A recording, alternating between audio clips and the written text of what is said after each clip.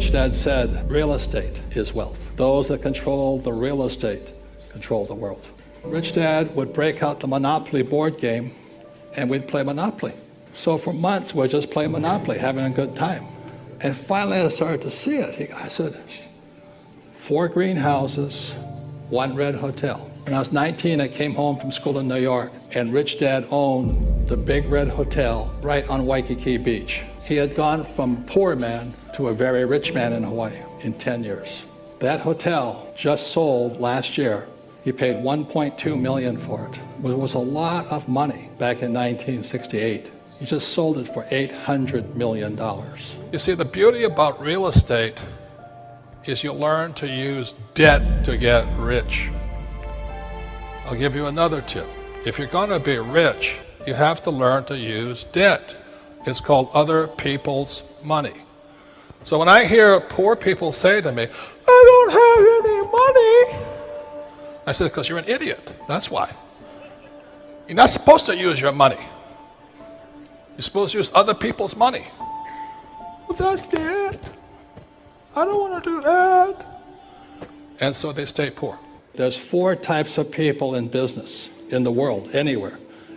Spain, US, China, Japan. There are employees.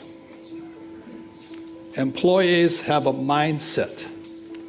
Employees all over the world say the same thing in their head.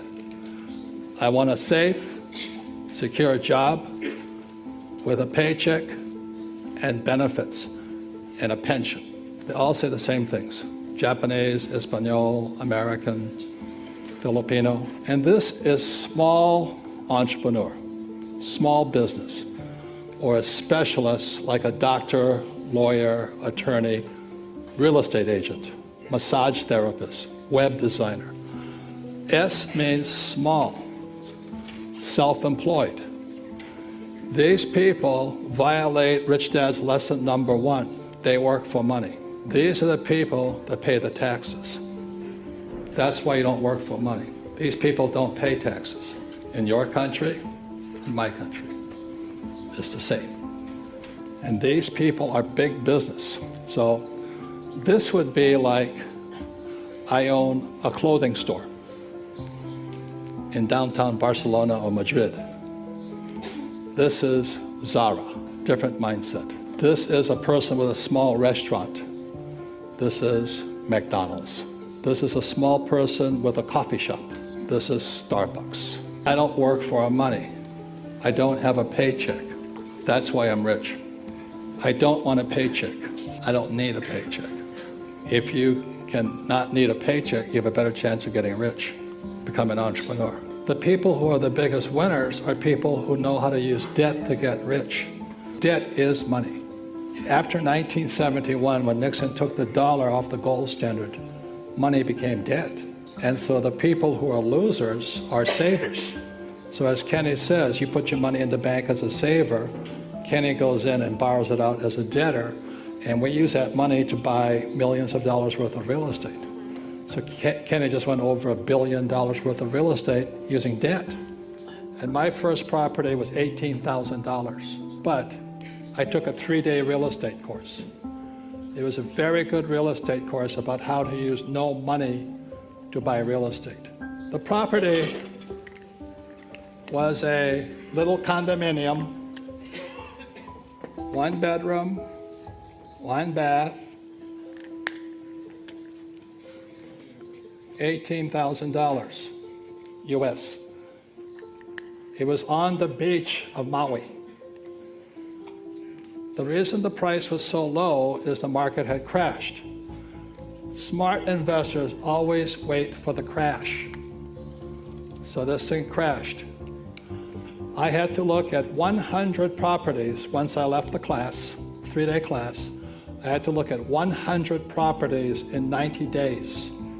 So with this here, the instructor said I had to buy the investment for 0 money. Okay? 0 money. Most people will tell you, I can't invest because I don't have money. That's a loser. This was 1974. dollar had just gone off the gold standard. Everything was coming up fast. So I had to figure out how to buy it for zero. And the reason I say that is most poor people always says, I can't afford it.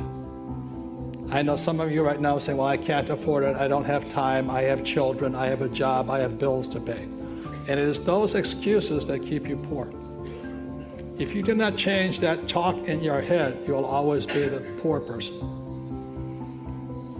So there was about 32 in my class, 3 days long. I think only 3 people completed the exercise. We went, we looked at 100 properties, wrote a 1-page report. At the end of the 90 days and 100 properties, this was the best property.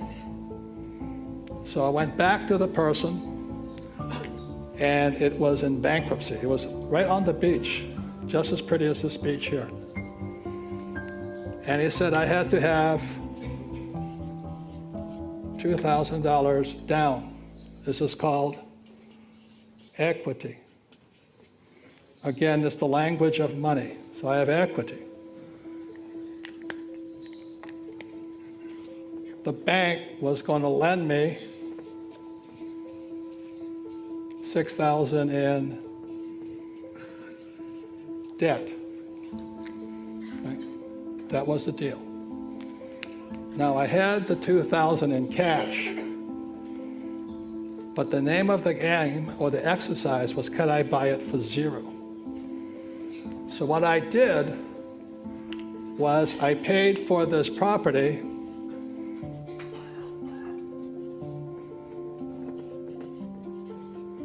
with a credit card. So now it was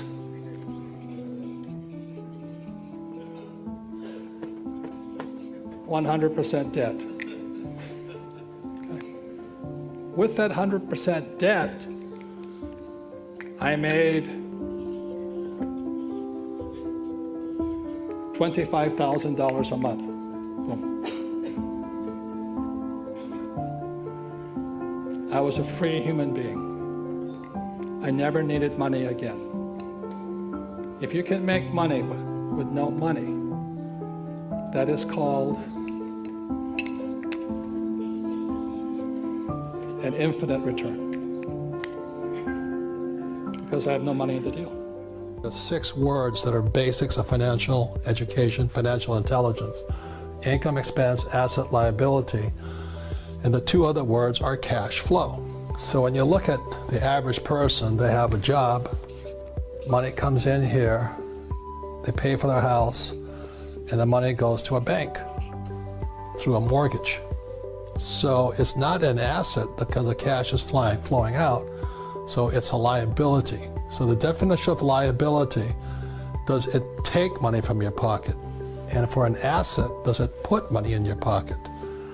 So when I have a rental property here, it puts money in my pocket. So if I live in the house, it's a liability, because even if I have no debt on it, I still have taxes, depreciation, repairs, and upkeep, insurance, and all this.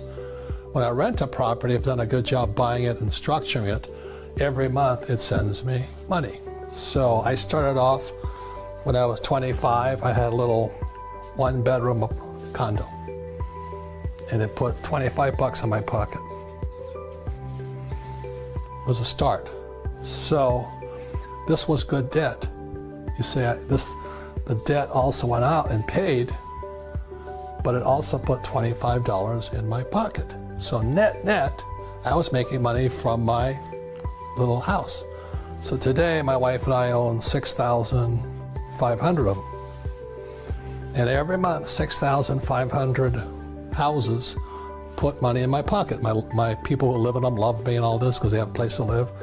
But all of this comes from debt. So they're 100% finance here. It's all debt. So this is good debt. And what makes it good debt are the 2 most important words: cash flow. NOI means net operating income.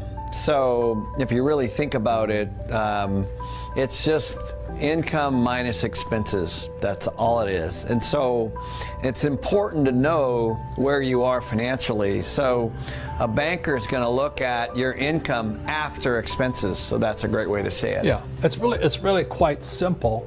So let's say, I'll keep the numbers simple. You have $1,000 income and you have $500 in expenses. This is a property. Yeah. So you have a $500 NOI, or net operating income. So why is that important? Well, the banker looks at that number because that's the number that they see to be able to pay back any debt you might want. Right, this is where this comes in, right? Correct. So they're going to look here and they're going to say, okay, this person has $500 in NOI, therefore we can give them a loan, say up to, say, $350, $250 or something like that. So they're not going to give you a loan for the whole amount because they don't want, you to be that tight. So but what they're going to do is they're going to look at the NOI and say, how much can we loan you? So when Kenny calls me and says, I have this property, it's in horrible condition, there's no income, there's expenses all over the place, you get excited, right? A lot of people get hung up here because they don't have a financial statement, any way to go to a banker, let's say. But sometimes a banker will look at the property itself. So they'll say, this has a bad NOI on it, why would we give you money? You know what I mean? And then so that's when the financial education comes in and you say, well, this is what I plan to do with it. Correct. What Kenny is saying, I'm keeping the numbers simple. He's had income of 0. Yeah. And this is 1,000. Yeah.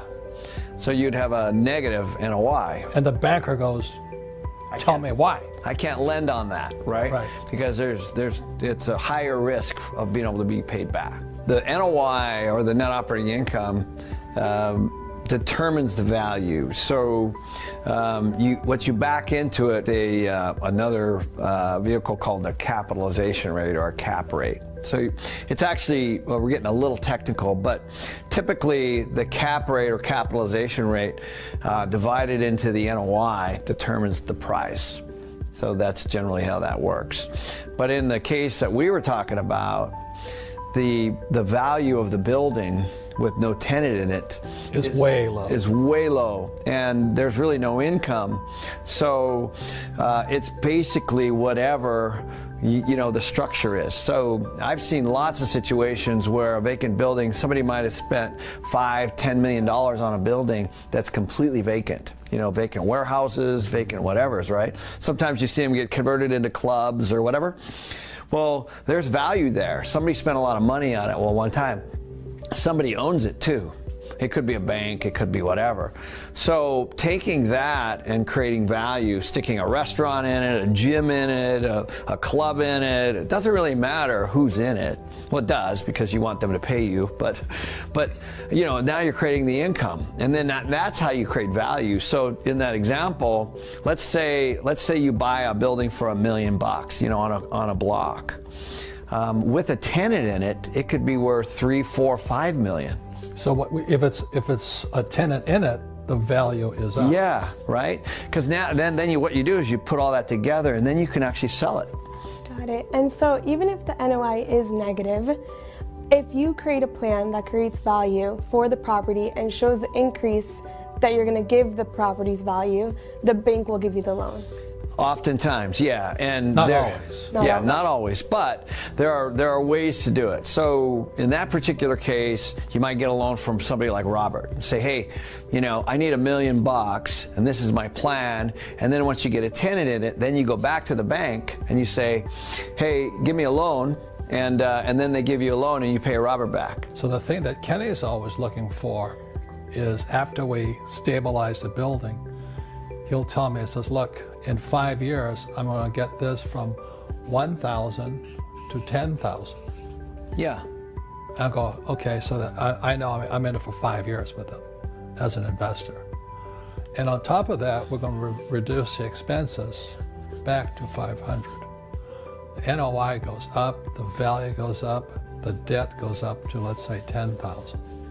So I have a friend, for example, he actually bought a building in a town up in Idaho where I have a vacation house for about $1 million. And it was an old Elks building, a beautiful building downtown, but it had been vacant for a long time. He bought it and he put like 30 offices in there, small offices, 1,500 to 2,000 feet each, and grew the revenue, right? So everybody pays. So the income went up. Yeah, you know what I mean? Yeah. So he broke it up and then leased it up, and so he has his expenses, but now he's got 30 people paying rent, as opposed to just one big vacant building. He turned it into a pretty cool workspace, for everybody. But and then Kenny's in his third book, The Advanced Guide to Real Estate. His job is to get this up, keep this stable. Then he goes back to the banker and says, look, we've got all these tenants, money is going up. And so we now want $12,000. Yeah. Because he's improved income, kept expenses low, building's more valuable. Yeah, the key there is the bank's always looking at your NOI to pay back their loan. So the more you can grow that, the more loan you can get. Mm-hmm. And so essentially the renters are paying your debt. Of course. Okay. Yeah, essentially. So if that building I was referring to goes to 50% vacant, now he's in trouble. Mm-hmm. But if you can keep it full, so now you're getting into management. But regardless of that, that's how you do it. There's opportunities like this everywhere. And I know that another thing that you always mention in all your books and the ABCs of real estate investing is that property management is very important. Poor property management equals poor profits, right? And so I wanted you to kind of explain the importance of the property management. Well, essentially all property management is taking care of the property in every way. So taking care of the people that might be inside of this building, for the various things that come up from day to day, collecting the rent and paying all the expenses. That's really all it is. And so the property manager's job is to make sure the place is clean and that things are getting rented and all those things. And so the owner of the building would hire a company like that, or they can do it themselves, and basically keep the place full. So in our world, we have a property management company that we have about 300 employees. All we do is focus on these two things. How do we keep our expenses low and keep our income high? Because we're always trying to grow our NOI. So our NOI, we have a budget for, let's say, 2017 or 2018 or 2019. The goal is to grow that NOI each year. And Kenny's done such things as the way he grew the income, he put washing machines, right? In the units. There are no washing machines. And so when he put washing machines in the building, this went up, right? Yeah, so in my apartment houses, we would buy apartment houses that had washer and dryer hookups, but no machines. And so the people would walk down to the laundromat or whatever, and it was a bit of an inconvenience for the people and all that. So I said, well, let's just buy, for $650, we can buy a washer and dryer set and stick them in all there. And we did that. And so I probably bought 3,000 or 4,000 sets of washers and dryers for a lot of our properties. And so now all of a sudden we can charge $75 or $100 more in rent. And this goes up. Yeah. This doesn't